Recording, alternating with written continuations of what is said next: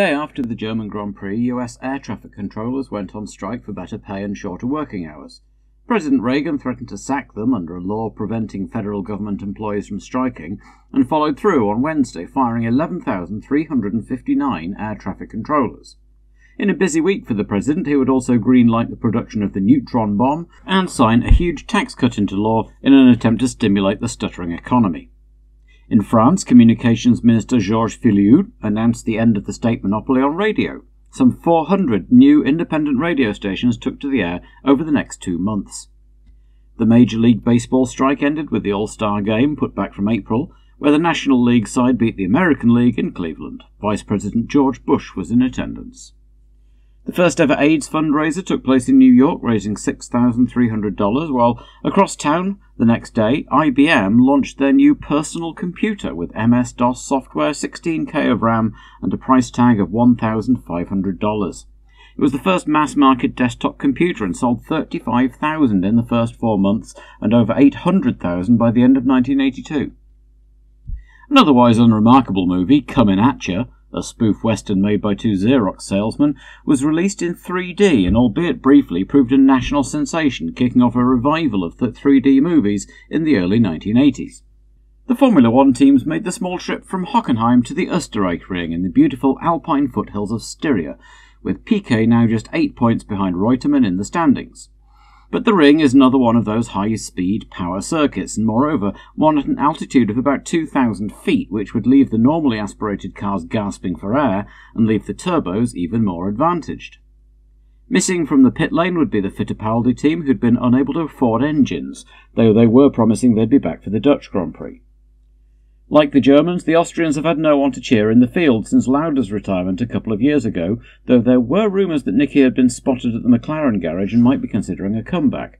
But it doesn't seem to have dimmed their enthusiasm for the sport, and the ring had healthy crowds once more, and they saw no great surprises in qualifying as Arnoux and Prost locked out the front row again, with Villeneuve third in the Ferrari, and Laffite in the V12 Matra-powered Ligier the top atmospheric car. The Williamses were next, with Piquet disappointed 7th at what he calls his favourite circuit, Pironi 8th and De Angelis and Patrese making up the top 10. At the back, the Tollmans couldn't make the most of their turbo Hart engines and still failed to qualify, albeit setting times some 2 seconds ahead of Gabbiani's Azella. Cheever would be the other unlucky one to miss the cut, still getting used to a new car on new Goodyear tyres, while Jarier once again put his Azella in a very respectable 14th, the team's best ever qualifying position. Andrea De Cesaris meanwhile set an unwanted record by crashing his car for the 17th time this season, promising his unimpressed mechanics that he'd bring it home in one piece on Sunday.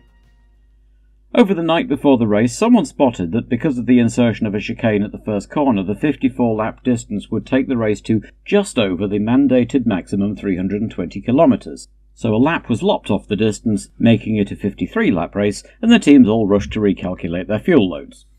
23 cars lined up for the start, with the unfortunate Marc Surer failing to get going for the parade lap with an ignition problem. The Theodore team couldn't get it running again, so he would miss the race. It may have been just as well. He'd had a crash in Germany when his suspension failed and discovered later that he'd broken a rib.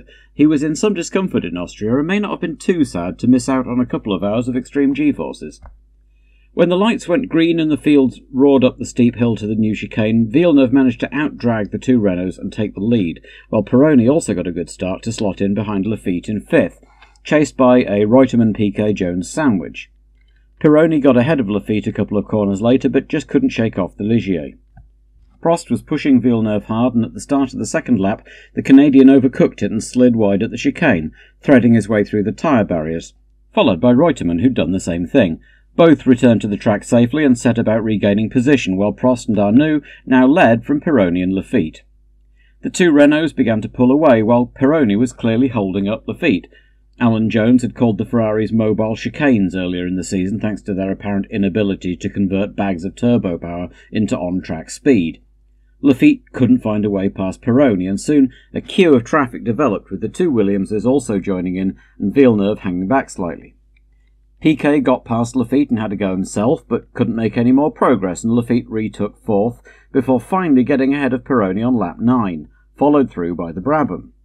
Soon enough, the Williamses were past too. The Renaults were firmly in control of the race now, pulling out a lead, but setting a relatively leisurely pace as they kept one eye on their engine temperatures, before on lap 12 Villeneuve had a big shunt, missed by the TV cameras at the Bosch curve, and was once again out. Laffite was slowly closing on the Renault pairing, but there were still just over 16 seconds between them, while Pironi was now back in 7th behind Reutemann, with Mansell, Patrese and Watson now crawling over the back of him. Mansell went past on lap 18 at the same place Laffite got through, but Watson was too busy fending off Patrese to emulate Piquet and follow through as well. By lap 20, Laffite had the gap down to 11.3 seconds. Pironi, meanwhile, was still leading a small parade, now a battle for 8th, with Watson, Patrese and De Angelis. On lap 23, the four of them passed Mansell's smoking Lotus just as Watson made his move and got past the Ferrari. A few laps later, with the leading Renaults negotiating traffic and Laffite still remorselessly closing the gap, Alain Prost's suspension gave way and he toured off at the Hellerlich chicane. So Arnoux now led Laffite, with Piquet 3rd, Jones 4th, Reutemann 5th, and Watson now up to 6th. Storr's arrows went out with overheating, much to Siegfried's apparent puzzlement, and with the weather sweltering, the other teams must also have been keeping an eye on their temperature gauges. By lap 34, Laffite was right up with Arnoux as Giacomelli's Alfa pulled off in flames, and once again the turbocharged car was able to keep ahead on the straights, while the lighter Ligier was much faster in the corners. As the pair approached the Pironi train, Arnoux ran wide and Laffite pounced, taking the lead on lap 39. Once past, Laffite began to pull away, and with 10 laps to go, it was all over as long as everyone finished.